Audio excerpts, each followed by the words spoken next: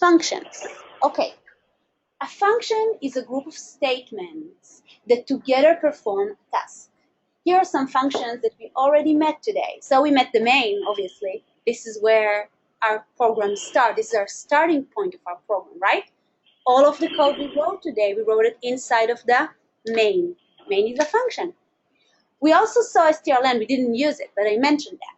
strlen is a function that we get from the string library that basically can count the length of a string. But it's a function. They're all functions, okay? Why should we write function instead of one code piece? Why do we even have functions? So modularity, dividing the code to smaller pieces, each one performs a task from the entire project. So if we have a function that does a specific thing, let's say a function that just counts the words in a sentence like we just did, we can use it in different programs, right? If we had everything in one place, we need to have one program that does everything. But if we are separating functions to separated places, we can just call them functions from different places and have our code much more modular. Readable code. So for us as programmers, it's important to write code that works, obviously, but we also want to write code that is readable, because if we are putting it aside and then going back to it, we want it to be very clear to us what we wrote a month ago. Or if we're going to share the code with somebody else, we want that somebody else would be very easily for him to read our code, understand what we did. So if we separate functions or we separate basically functionality to different functions, it makes our code much more readable, because we don't have a big chunk of code. We're just gonna, and we're gonna see it in a minute, we're just gonna have a line that calls a function from a different location, and we just know that this line does ABC. We don't even need to go to see the code. And so it will make our code maybe smaller, not really smaller, but like more separate and more readable. And obviously it's prevent code repetition, because if we need to do some kind of functionality in many places in the code, instead of just copy pasting the same code all over and over again, we're just going to separate it. We're going to put it in a different function, and wherever we need this functionality, we're just going to call it. Let's see an example. Okay, so first of all, what do we need for every function? So every function we need to determine what the function does. What's the functionality? Why do we have a function that we are writing? What is it going to do? What the parameters are, and we're going to see in a minute what are parameters. Parameters is what information we need to send to this function when it's running. Does it need to get some information to do something with it? Okay. So for instance, if we would take the project that we just did of counting the words in a sentence, and we're going to separate it to a different function, we would want this function to get a string. That would be the parameter. It gets the string instead of just asking the user. It's going to get the string and count the word on the string that it just got. What is the return data type? Okay, we're going to learn that in every function there is a return line. We're going to return something. The function does something and need to return the result. Okay, we're not going to just see out everything every time. Sometimes you're just going to return it to the other function to just call it. And of course, what's the name? For every function, we need to give a name. So let's see. So here's the syntax. Let's see. Here is a function, int power, and inside of round brackets, we say int base, int exponent. So this function, let's see, what does the function do? It calculates base to the exponent, okay? So if we send 2 and 3, we're gonna calculate 2 to the exponent of 3. Okay. What are the parameters? Base and exponent. What is the return value? Int. You see, we put int in the beginning. That means once we know the power, we know the result of this function, we're going to return the result, and the result is going to be an integer. So in the beginning of the declaration of the function, we're going to say int to indicate that this function returns a value that it's an int. That means it's going to be a whole number and its size is going to be 4 bytes in our memory. And what is the function name? Power. I give it the name. You can give whatever name you want. Usually it should be a name that describes what the function does. Okay, so here is the syntax of power, and let's do it together. So first I'm going to go over it, and then I'm going to show you in my whiteboard how I do it.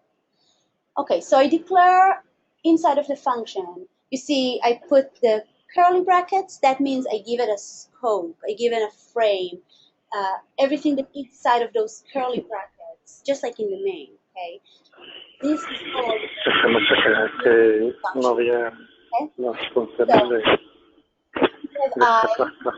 I and now we're going to do a for loop, and I is going to be our iterator. We're going to start it from 0, and we're going to increment, and the stopping condition would be, or the non-stopping condition would be, we're going to continue as long as I is smaller than the exponent, and we're going to do result multiply equal base. That means that we're going to multiply the result with the base and put the result of this calculation inside of our result variable. And in the end, look at that, we're going to return. You see the return? Return is a saved word. It's a C++ word, or not just C++, but it's a part of the syntax. That's what I mean. And we're going to write the word return, and what is it that we are returning? So here we are returning our variable result. It's going to hold the result of base to the exponent of exponent. Okay, and let's do it together. Let's see. Okay.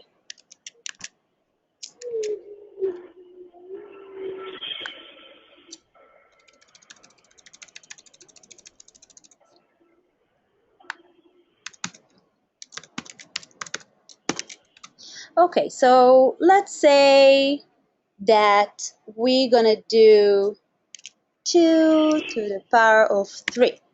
Okay, so the expectation is 8, right? Right? Okay. This is what we're expecting. So let's see. So we have I in our function, and we have result in our function, and we're initializing the result to be 1, right? Let's go in the loop. So in the loop, first we initialize the I to be 0. Let's give it a 0.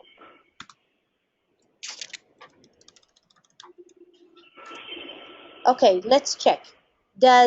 Okay, let's also write here so it will be very clear that our base is 2, our exponent is 3. Okay? So we're checking. Is y smaller than exponent? I is 0, exponent is 3. Is it smaller than 3? Yeah, let's go inside and let's do result multiply equal base. So that means we multiply it in 2. That is 2. And we're going to put the result inside of result. So now result value is 2. And we increment the I. Now I is 1. Let's check our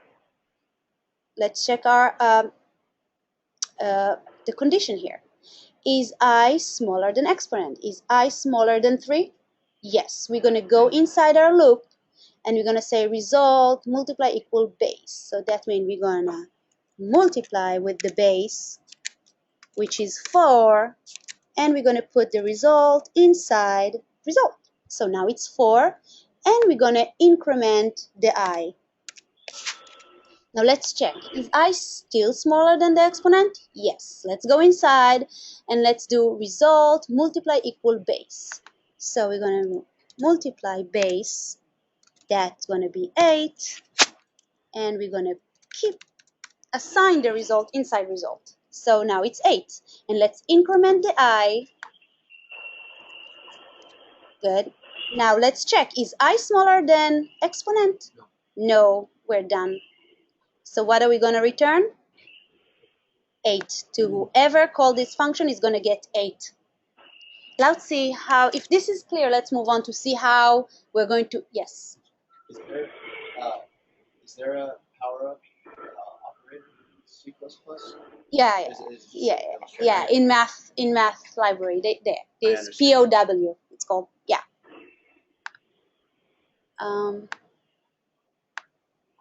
Okay, so let's see how is it going to integrate inside of our code. So we have the main. Let's look at the main. We always start from the main. So in the main, we're declaring base and exponent and result.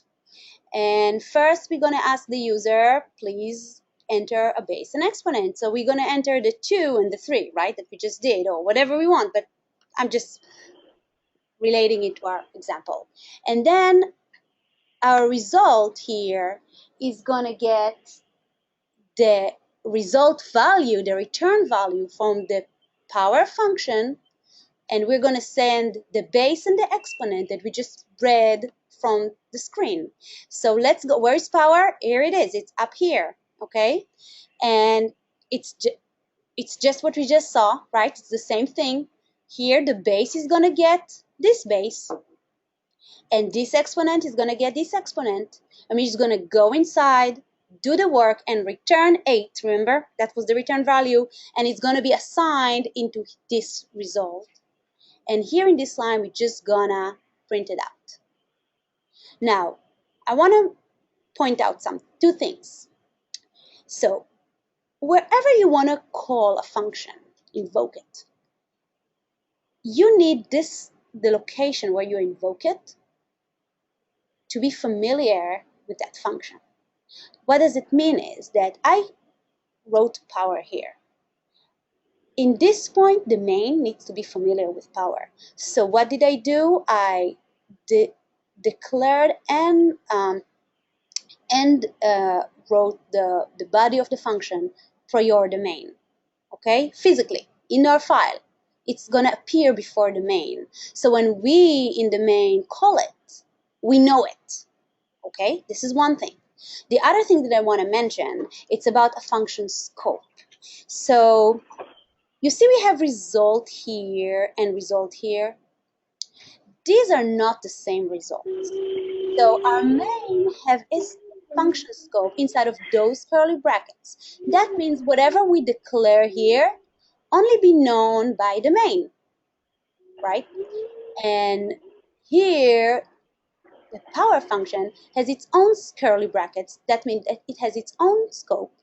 That means this is a different result. It's local to this function, and this result is local to this function. This is why there are no collisions between the two or anything like that. Okay. Okay. So a variable which is declared inside of a function is local to that function.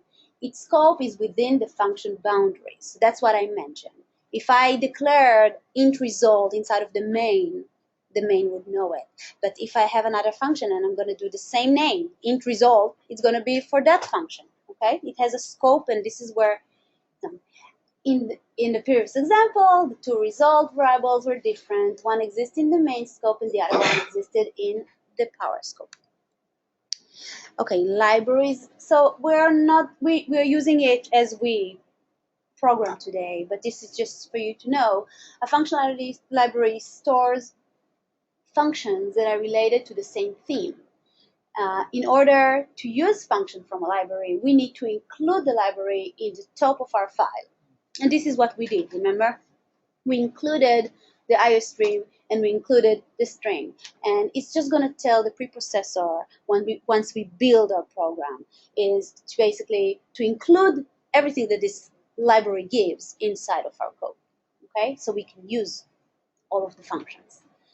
Some well-used C++ libraries, so IOStream, FStream for files, strings for string, and nath, POW. Okay, these are all very known and very well used. Okay, so now we're getting into an interesting subject, the function arguments, and I'm going to do it with you. But first, let's look at the code. We have main and we have a function called swap. Let's look at at the main. We are declaring two variables, a and b. We're assigning values to them. Then we're calling a function swap. We're sending a and b, the 5 and the 6.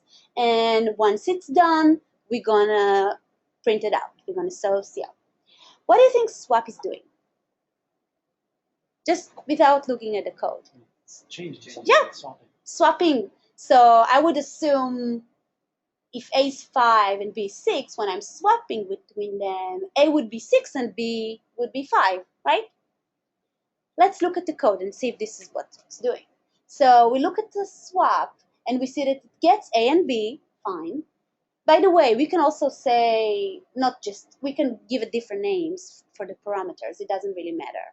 I just use the same, but don't think that it has to be the same. It could be C and D.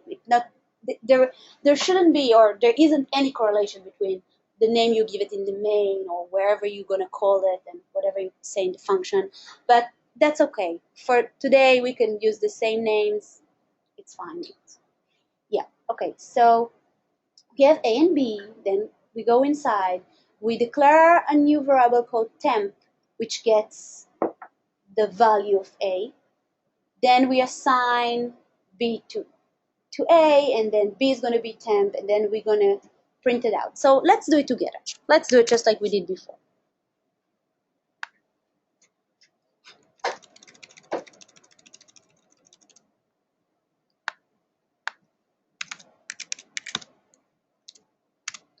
So we have A, which is 5, right? We're sending 5. And we have B, which we are sending 6, right? And we have temp, and we initialize the temp to get the value of A, which is 5, right? And then we say A equal B. That's going to be, we're going to change A to be the value of B. Is it clear for everybody? Then we're saying B equal to temp. So we're going to take the value of temp, which is 5, and we're going to put it in B. And in the end, we're going to print out A and B. So output's going to be A equal to 6 and B is equal to 5, right? And now when we go back to the main, what do we expect to happen? We're going to print out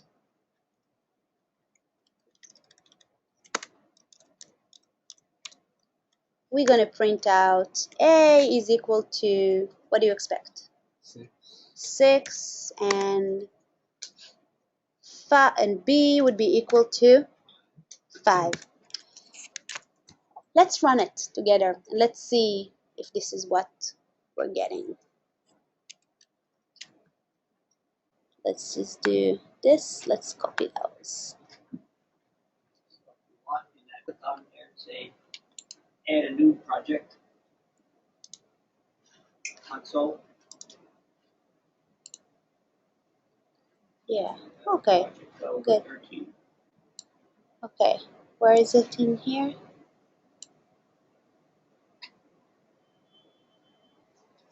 Is it this one? Yeah, so it's that one. Yeah. So Oh, okay. in file 2. Good. Good. So let's check this.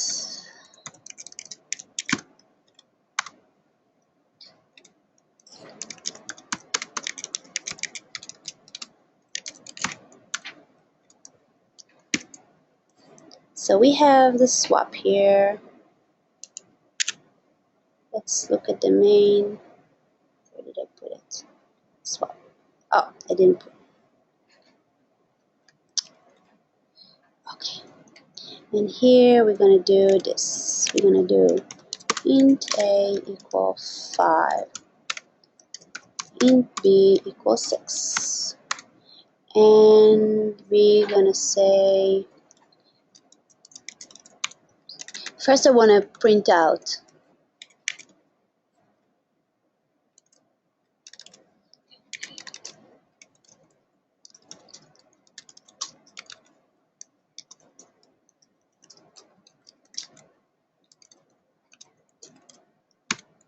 Then we're going to do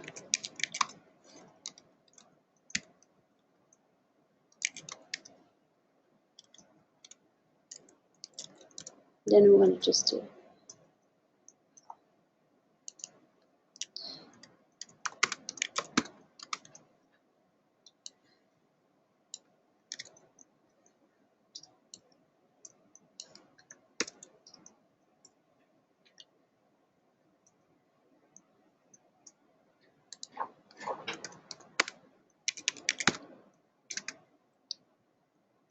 why doesn't let me?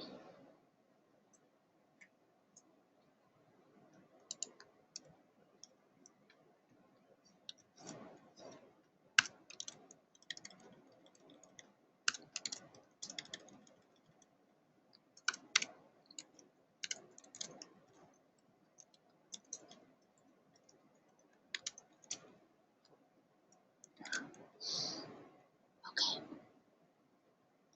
let's check this. Okay, oh, I forgot to make it stay.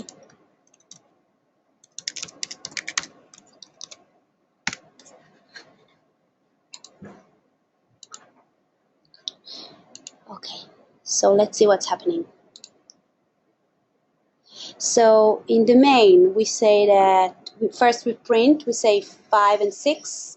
Then inside of our swap function, we see that it really did the swap as we expected, right? But look what happened then in the main again. Did it change? It changed back. Let's learn why. Let's learn why. This all demonstration was just to show you what is happening. So when we're sending argument to a function, if we declare in the function top, in the declaration line, void swap int a, int b, this and that way, this is how we declare it. That means we're sending our arguments by value. That means just the value of the function of those arguments is being sent. And let's look at those tables here. So what does it mean sending by value? That means that inside of the function, the compiler is going to allocate new memory space to those values that we just sent to the functions, which are going to be different than the ones in the main. So whatever happens inside of the function, not going to influence those variables or parameters that we sent in the main. So let's look at the tables. So let's look. In the main memory, we have two variables, A and B. A has a value 5, and it has a memory address of 1000. This is just illustration, okay? This is the memory. Then we have variable B, its value is 6, and it has a different memory address of 1004. I incremented the addresses by 4 because it's an integer, so it's like 4 bytes. Then let's look at the memory inside of the swap. So we have A and we have B, but look at that. They have different memory space. That means we're just sending the value of A and B to another space. We're not really gonna touch the real A and B from the main. Well, let's see how can we do that then. But because that doesn't do what we want completely, it's swapped between them, that's true, but then in the main, nothing has changed, right? So let's see how can we make it to change. So we can send arguments to a function in a different way that calls by reference. That means we're not sending the value, we're sending a reference to the actual memory space of the argument that we want to influence somehow inside of our function. So if we declare the swap function in that way, using the ampersand before the name of each one of the arguments, whatever we do inside without changing the code at all, going to influence whatever happens inside of the function that calls it. And let's look at the memory, and then I'm going to show you in the builder. So here's the memory. In the main, we have A and B, 5 and 6, and 1000 and 1004. Okay, this is how it looks like. When we call the swap, when we invoke it, basically, we are gonna use, because we put the ampersand over there, we are basically sending a reference to the actual memory space where we declared of A and B. So that means whatever happened inside of swap, if we're changing A and B, the change would be kept when this function is over. And let's do this change in our code here. Let's open the code here and let's change it. Let's say this. We give it this and here. And let's build it.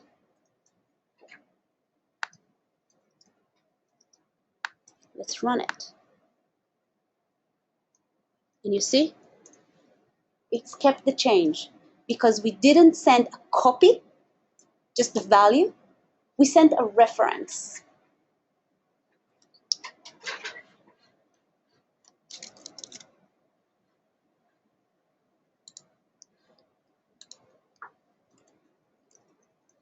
Okay, let's do another project, and I'm going to start with you. Write the function strtail. So first, let's notice it's going to be a function. We're not going to implement it inside of the main. We're going to make a separate function that we're going to call that function from the main. Okay? I'm going to write it down in a minute, but just like go over it with you. So this function is going to get two input parameters. We're going to give it two strings, okay? And the output would be true or false. True if string number 2 is the end of string number 1, and false otherwise. Now, just a question, what is a true-false data type? Boolean, bool, okay? And here are some examples. So let's say str1 is ABCD and str2 is CD. So it's true because str1, the end of it, the tail of it, is CD, which is str2. So that's true. Let's say str1 is ABCD and str2 is ABCD, the same one. It's true, again, because it's the end of it. It's all of it, but it's also the end of it. Let's say str1 is ABCD and str2 is SCD. So that's false because not entirely str2 is the end of str1. Let's say str1 is ABCD and str2 is longer. It is, so it's not the end as well. It's going to be false. So the instructions are define a function before the main physically. And then in the main, we're going to find two strings and we're going to call this str and we're going to print out the return value. Let's start together, okay? I'm just gonna, I just want first to make sure that you understand what you need to do. If the exercise is clear, like what does it mean that the second string is the tail of the first one? Is this clear? Yes? Okay. So now let's start together.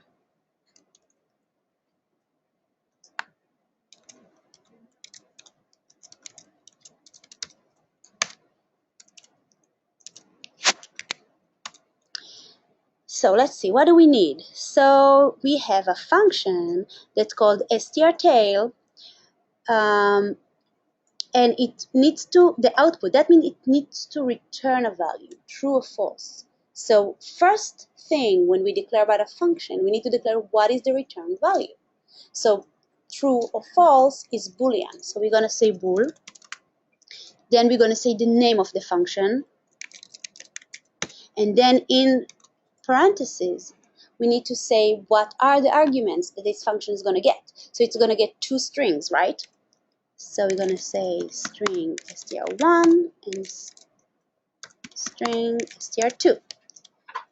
And inside those curly brackets, we're going to implement the algorithm, whatever it needs to do. So let's look at the algorithm again.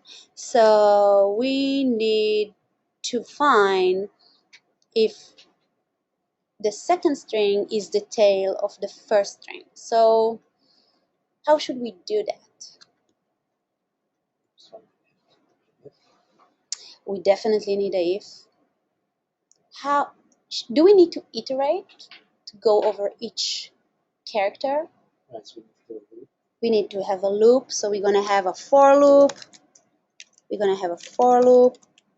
I'm just writing down what do we need, and then maybe.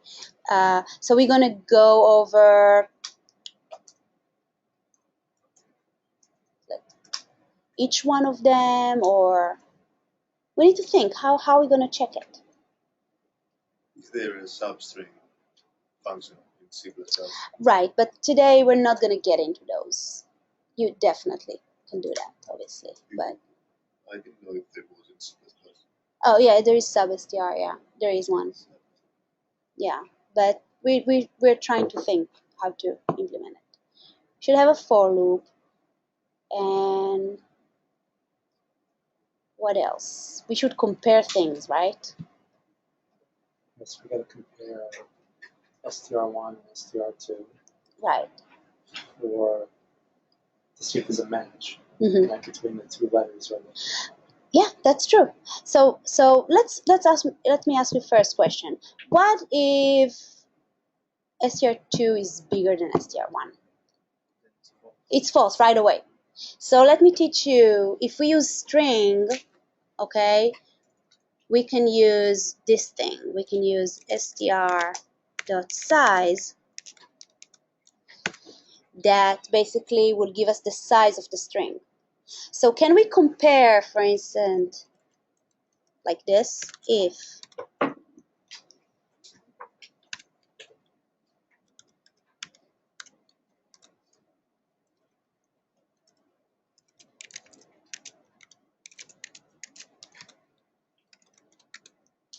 can we do this? If the size of 2 is bigger than 1, we want to return false, right? Because we know right away if that's not gonna work, right? It has to be the tail. So if it's longer, it's not gonna work. So let's move our for loop here.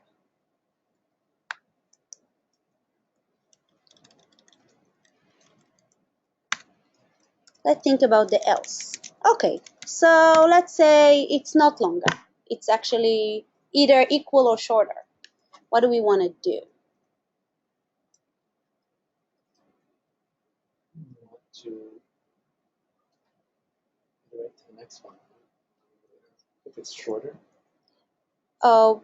If it's shorter, it's good for us, right? We Yeah. just want to see if it's the tail, right? So we need to iterate and compare, right? So I think we should have, like, let's see. Well, there are different ways to do it, but you know what? Let me give you a few minutes to think, and I will go between each one. compare characters. Yeah, we need to compare characters for sure. Yeah, you want to compare. So, for instance, one idea is to be like, we can go from the end of the string 2 and the end of string 1 and see if they are the same, right? So, but the thing is, what happens if the strings has different sizes, like length? So we might need 2 different indexes. I'm not sure. No, we don't need. We only use the shorter. What? The shorter with the string 2. We start with the string 2. Yeah. Right. So we're just gonna move. Sorry. So doesn't the first condition, if it has this, if the that you were comparing the sizes were different? No, I'm just comparing I'm saying if the second string is longer, so it's false for sure because it's not going to be the tail, right? But shorter. what if it's shorter? It's good because it's just the tail. We just want to see. I mean, it's the end of the first string. So look at the example. So if we have ABCD as string number 1 and CD as string number 2, so it's shorter, right? But it's also the end of the first string. CD is the 2 letters which are the end of the first string. So it's true. It is the tail. It is the end of the first string. Okay, so we can go maybe iterate from the end backwards and see that there is correlation with each one, right? And yeah, let me take a few minutes, think about it. Okay, let's see. Let's do this to default layout. Okay, so So let's string two is bigger go than over false. my code and let's gonna run it. Else belongs to this. We have, So we gotta- so let's see, we have input str1, str2, output true if str2 is the tail of str1, false otherwise. So we have int j, that's going to be the index that go over str1, and let's see what am I doing here. So first I'm checking the length, right? So I'm saying if str2 is longer than str1, it's for sure not going to be the tail, so I'm returning false right away. We all do that. We all did that, I saw. Else, that means it might be the tail. Let's check. So I'm going to set up the j to point to the last index of the first str, and I'm going to do a for loop, and I'm going to initializing an I iterator that would start from the end of str2 and going to go all the way to the beginning of it. And we're going to check if there is not a match. That means it's not a tail. I'm just gonna, okay, yeah, I'm printing the size, but um, you don't have to do it. I'm just, the important thing that I'm printing that it's not the tail, and I'm returning false. But if but if we're not getting inside of here, that means we're not going to hit the false. That means we want to move on. I need to decrement the index of the first string, and then in my loop they're going to be in decrement of the second string. So both iterators are going to be decremented. That's when we're going to move on to one character before. Okay, let's try it out. Do I read it or do I?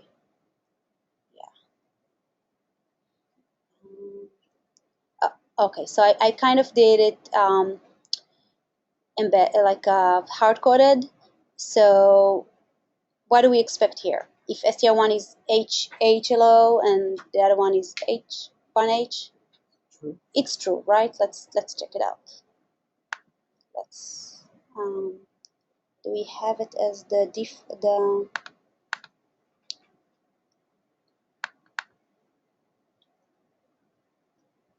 Should be project 6, I believe. yeah. Okay, let's run it.